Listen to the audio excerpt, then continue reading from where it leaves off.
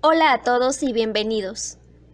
Esta presentación es realizada por los estudiantes Jean Alarcón, Robin Córdoba y Victoria Coronel, quienes cursamos el quinto ciclo de Ingeniería en Sistemas de la Universidad Nacional de Loja, para la asignatura Arquitectura de Computadoras dirigida por el ingeniero Óscar Cumbicus. El tema del que hablaremos es sobre un componente de la memoria externa, los discos magnéticos. Explicaremos sobre los mecanismos de lectura y escritura magnética, la organización y formato de datos, características físicas y los parámetros para medir las prestaciones de un disco. Los discos magnéticos siguen siendo el componente más importante de la memoria externa. Tanto los discos extraíbles como los fijos o los discos duros se utilizan en computadores personales, en grandes computadores y supercomputadores. ¿Qué es un disco magnético? Un disco magnético es un plato circular que está construido con un material no magnético, denominado sustrato, el cual es cubierto por un material magnetizable. Tradicionalmente, este sustrato es el aluminio o una aleación de aluminio. Sin embargo, recientemente se han utilizado sustratos de cristal, esto debido a que los sustratos de cristal aportan una serie de ventajas, que son mejora en la uniformidad de la superficie magnética para incrementar la fiabilidad del disco, reducción significativa de los defectos en toda la superficie, lo que ayuda a reducir los errores de lectura y escritura, capacidad para soportar grabaciones de gran proximidad o flyhates, mejor rigidez para reducir la dinámica del disco y mayor capacidad para resistir golpes y daños que puedan ocasionarse. Mecanismos de lectura y escritura magnética. Los datos se graban y después se recuperan del disco a través de una bobina denominada cabeza. En muchos sistemas existen dos cabezas, una de lectura y otra de escritura. Durante una operación de lectura o escritura, la cabeza permanece quieta mientras el plato rota bajo ella. El mecanismo de escritura se basa en el hecho de que un flujo eléctrico atravesando una bobina crea un campo magnético. Es entonces cuando se envían pulsos eléctricos a la cabeza de escritura y se graban los patrones magnéticos en la superficie que está bajo ella, con patrones diferentes para corrientes positivas y para corrientes negativas. La propia cabeza de lectura está hecha de un material magnetizable y tiene forma de donut rectangular, con un agujero que se encuentra a lo largo de un lado y varias vueltas de cable conductor que están a lo largo del lado opuesto. Una corriente eléctrica en el cable induce un campo magnético a lo largo del agujero, que magnetiza una pequeña área del medio grabable. Cambiando la dirección de la corriente también cambia el sentido de magnetización del medio de grabación. El mecanismo tradicional de lectura se basa en el hecho de que un campo magnético en movimiento respecto a una bobina induce una corriente eléctrica en la bobina.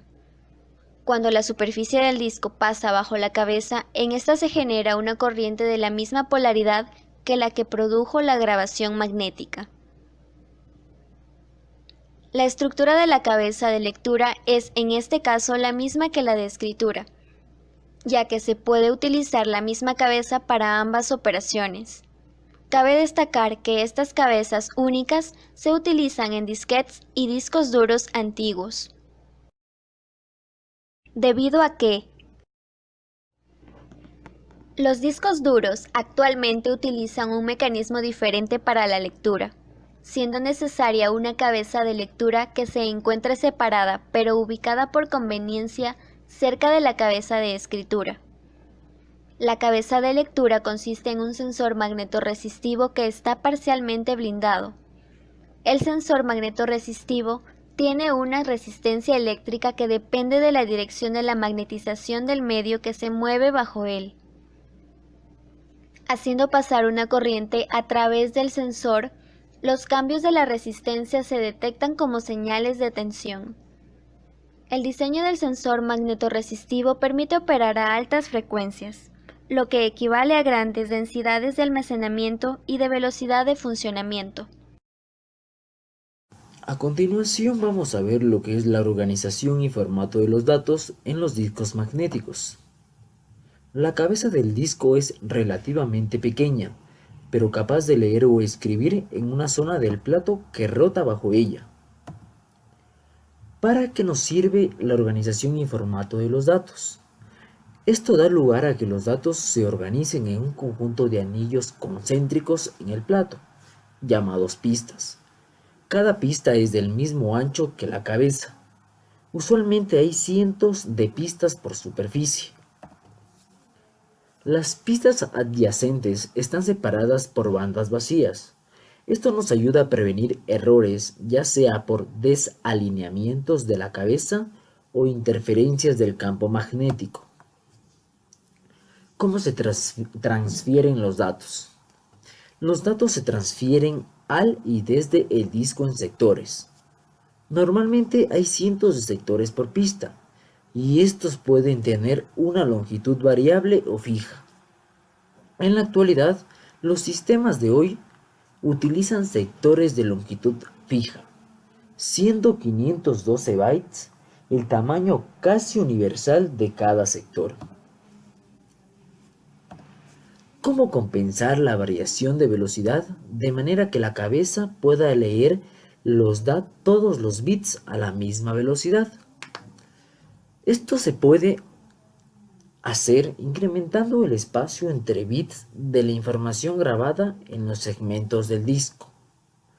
La información se puede escanear a la misma velocidad, rotando el disco a una velocidad fija, también conocida como velocidad angular constante. La velocidad angular constante nos permite que el disco se pueda dividir en una serie de sectores, en forma de trozo de tarta, y en una serie de pistas concéntricas. Las ventajas de utilizar la velocidad angular constante es que los bloques individuales de datos se pueden direccionar directamente con la pista y sector. Pero tenemos una desventaja. La desventaja es que la cantidad de datos que se puede almacenar en las pistas más extremas es la misma que de las pistas internas.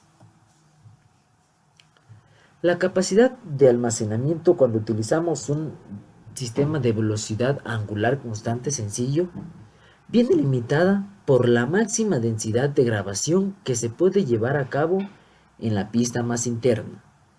Para aumentar la capacidad, los discos duros modernos utilizan una técnica conocida como grabación en varias zonas, en la que la superficie se divide en varias zonas concéntricas. Por lo general, suelen ser 16. Ahora vamos a ver las características físicas de los discos magnéticos. Las características físicas van a variar dependiendo del movimiento de la cabeza, la portabilidad de los discos, sus caras, la cantidad de platos o el mecanismo de la cabeza. Tenemos por el movimiento de la cabeza. Tenemos dos, uno que es el cabeza fija y el otro que es el cabeza móvil. En un disco de cabeza fija hay una cabeza de lectura-escritura por pista. Todas las cabezas se montan en un brazo rígido que se extiende a través de todas las pistas, mientras que en un disco de cabeza móvil hay solo una cabeza de lectura y escritura. Como el disco de cabeza fija, la cabeza también se monta en un brazo. Como la cabeza debe poder posicionarse encima de cualquier pista, el brazo debe extenderse o retraerse para lograr este propósito. También tenemos por la portabilidad de los discos. Tenemos lo que es el disco no extraíble y el disco extraíble. Un disco no extraíble está permanente montado en la unidad de disco, mientras que el disco extraíble puede ser quitado y reemplazado por otro disco. La ventaja de este último tipo es que es posible una cantidad de datos ilimitada con un número limitado de unidades de disco. Además, este disco puede ser utilizado en distintos computadores. Un ejemplo claro de este tipo de discos son los disquetes. También tenemos la diferencia que es por cara, las características físicas por caras. Tenemos el de una sola cara y de dos caras. En la mayoría de los discos, la cubierta magnetizable se aplica a ambas caras del plato, denominándose estos discos de doble superficie o de doble cara. Algunos discos menos caros son el de una sola superficie o el de una sola cara. Tenemos también su característica que es por platos, puede ser por un plato y por varios platos. Algunas unidades de disco poseen varios platos apilados verticalmente y separados por una distancia de alrededor de 1 pulgada. Disponen de varios brazos. Los discos de varios platos utilizan una cabeza que se mueve con una cabeza de lectura y escritura para cada superficie del plato. Finalmente, el mecanismo de la cabeza proporciona una clara clasificación de los discos en 3 tipos: el de contacto, de separación física y el de separación aerodinámica o de Winchester. La cabeza de lectura-escritura se posiciona a una distancia fija sobre el plato, dejando entre ambos una capa de aire. En el otro extremo está el mecanismo de la cabeza que realmente efectúa un contacto físico con el medio durante la operación de lectura o escritura. Este mecanismo es el que se usa con los disquetes, que son pequeños, de plato flexible, y es el tipo de disco más barato. Para entender el tercer tipo de disco necesitamos comentar la relación entre la densidad de datos y la anchura de la capa de aire. La cabeza debe generar o detectar un campo magnético de intensidad suficiente para escribir y leer correctamente. Cuanto más estrecha es la cabeza, más cercana debe estar a la superficie del plato para funcionar. Los discos Winchester supusieron un avance tecnológico en ese sentido. Las cabezas de los Winchester están montadas en unidades herméticamente cerradas, que están casi libres de contaminación. Fueron diseñados para operar más cerca de la superficie del disco que las cabezas de los discos rígidos anteriores. Bien, una vez visto los temas anteriores acerca del disco magnético y sus características y todo lo que es, vamos con el siguiente tema: parámetros para medir las prestaciones dentro de un disco. Los detalles de las operaciones de entrada y salida de un disco dependen del tipo de computador, del sistema operativo, de la naturaleza de los canales de entrada y salida y del hardware controlador del disco. Cuando la unidad de disco está funcionando, el disco está rotando a una velocidad constante. Para leer o escribir, la cabeza debe posicionarse en la pista deseada y al principio del sector deseado de la pista. La selección de la pista implica un movimiento de la cabeza en un sistema de cabeza móvil o una selección electrónica de una cabeza. En un sistema de cabeza móvil, el tiempo que tarda la cabeza en posicionarse en la pista se conoce como tiempo de búsqueda. En cualquier caso, una vez seleccionada la pista, el controlador del disco espera hasta que el sector apropiado rote hasta alinearse con la cabeza. El tiempo que tarda el sector en alcanzar la cabeza se llama retardo rotacional o latencia rotacional. La suma del tiempo de búsqueda CLY y el retardo rotacional se denomina tiempo de acceso, o tiempo en que se tarda en llegar a la posición de lectura o escritura. Una vez posicionada la cabeza, se lleva a cabo la operación de lectura o escritura, desplazándose el sector bajo de la cabeza. Esta operación conlleva a un tiempo de transferencia de datos. Además del tiempo de acceso y de transferencia, hay varios retardos en cola usualmente asociados con operaciones de entrada y salida del disco. Cuando un proceso hace una petición de entrada y salida, primero debe esperar en cola hasta que el dispositivo esté disponible. En ese momento, el dispositivo es asignado al proceso. Si el dispositivo comparte un único canal de entrada y salida o conjunto de canales de entrada y salida con otros discos, entonces puede tener que hacer esperas adicionales para que el canal esté disponible. En este punto se hace la búsqueda para empezar el acceso al disco. Bien, definamos conceptos.